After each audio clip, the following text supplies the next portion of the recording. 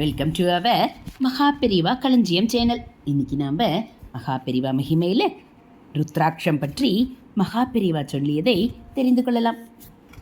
ஐஸ்வர்யங்கள் அருளும் ருத்ராட்சம் ஆன்மாவிற்கு மகா பேரானந்தத்தை தரும். ருத்ராட்சம் அணிந்து ஒரு முறை எவ்வித மந்திரம் கூறினாலும் அது 1,000,000 முறை உச்சரித்த பலனை தரும். ருத்ராட்சம் அணிந்து மிருத்யஞ்ச மந்திரம் உச்சரிப்பவன் எல்லாவித நோய்களிலிருந்தும் விடுபடுகிறான். அவனை அகால மரணமோ துர்மரணமோ நெருங்குவதில்லை. ருத்ராட்சம் எவ்வாறு தோன்றியது? சிவபெருமான் கண்களிலிருந்து தோன்றியது ருத்ராட்சம். அதை அணிபவரை அவர் கண் போல காப்பாற்றுவார். எனவே அனைவரும் கண்டிப்பாக 5 முக ஒரு ருத்ராட்சமாவது எப்போதும் கண்டிப்பாக அணிந்திருக்க வேண்டும். ருத்ராட்சத்தை யார் வேண்டுமானாலும் அணியலாம். எல்லா நேரத்திலும் அணிந்திருக்கலாம். நீர் பருகும் போதும், உணவு உண்ணும் போதும், தூங்கும் போதும், எல்லா காலத்திலும் ருத்ராட்சம் அணிந்திருக்க வேண்டும் என்று சிவபெருமானே கூறியுள்ளதாக சிவபுராணம் தெரிவிக்கிறது. சிறுவர் சிறுமியர் ருத்ராட்சம் அணிவதால் அவர்களின் படிப்பு திறமை பழிச்சிடும். ருத்ராட்சத்தை பெண்கள் அணிந்தால் தீர்க்க சுமங்கலியாக மஞ்சள் குங்குமத்தோடு வாழ்வார்கள். இதனால் அவர்களுடைய கணவருக்கும் தொழிலில் வெற்றியும் இல்லத்தில் லக்ஷ்மி கடாட்சமும் நிறைந்திருக்கும். ஆகையால் கண்டிப்பாக ருத்ராட்சம் அணிய வேண்டும்.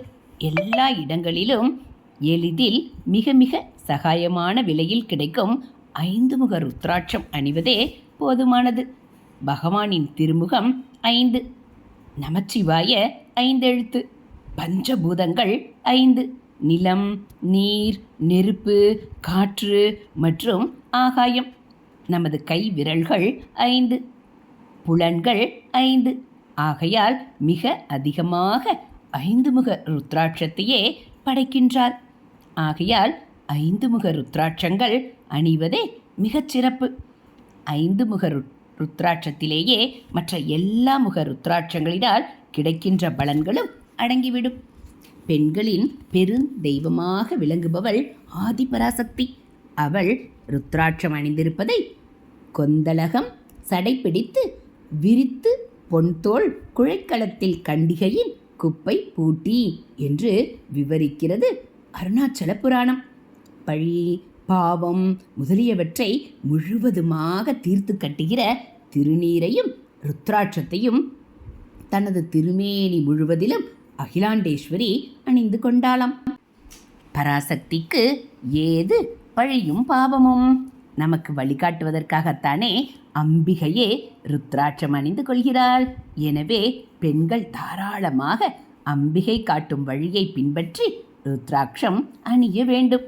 மேலும் சிவமகா புராணத்திலும் பெண்கள் கட்டாயம் ருத்ராட்சம் அணிய வேண்டும் என்று சிவபெருமானே வலியுறுத்தியுள்ளார். ருத்ராட்சத்தை அணிந்து கொண்டவர்கள் சிவ குடும்பத்தில் ஒருவராவார். சிவபெருமான் தன் குடும்பத்தில் இருப்பவர்களுக்கு கஷ்டத்தையும் துன்பத்தையும் கொடுப்பாரா? அதனால் யார் என்ன சொன்னாலும் கண்டிப்பாக ருத்ராட்சத்தை அணிய வேண்டும்.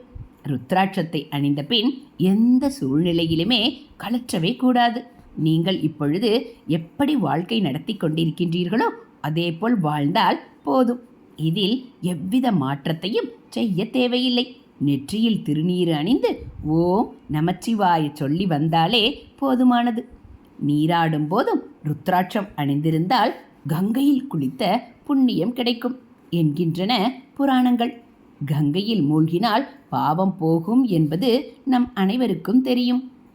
சர்வ நிச்சயமாக அவன் அருளாலே அவன் தாள் வணங்கி அவர் கருணை செய்தால்தான் அவருடைய நாமத்தை கூட நாம் சொல்ல முடியும். அப்படி இருக்க அவர் ருத்ராட்சத்தையே நமக்கு அளித்துள்ளாரே. அதனால் திருநீறு தரித்தல், ருத்ராட்சம் அணிதல், பஞ்சாட்சர மந்திரமான ஓம் நமச்சிவாய உச்சரித்தல், இம்மூன்றும் ஒரு சேர செய்து வந்தால் சிவபெருமானின் அனுக்கிரகமும் ஆசீர்வாதமும் கிட்டும். சிவபெருமானின் அருள் இருந்தால் மட்டுமே ஒருவருக்கு ருத்ராட்சம் கிடைக்கும். இப்பேற்பட்ட மகிமை பொருந்திய ருத்ராட்சத்தை நாம் எப்போதும் அணிந்து நற்பயன் அடைவோம். இது மகா பெரியவா அருளியது. இதுபோல் மகா பெரியவா மகிமைகளை நீங்கள் தினந்தோறும் தெரிஞ்சுக்கணும் அப்படின்னா மறக்காமல் நம்ம சேனலை சப்ஸ்கிரைப் பண்ணுங்கள். கூடவே பெல் ஐக்கானையும் கிளிக் பண்ணி ஆளுங்கிற பட்டனையும் அழுத்திடுங்க. அப்போ நம்ம போடக்கூடிய வீடியோக்கள் உங்களுக்கு உடனே நோட்டிஃபிகேஷனாக வந்துடும். நம்மளும் போட்ட உடனே நீங்களும் கேட்கலாம்.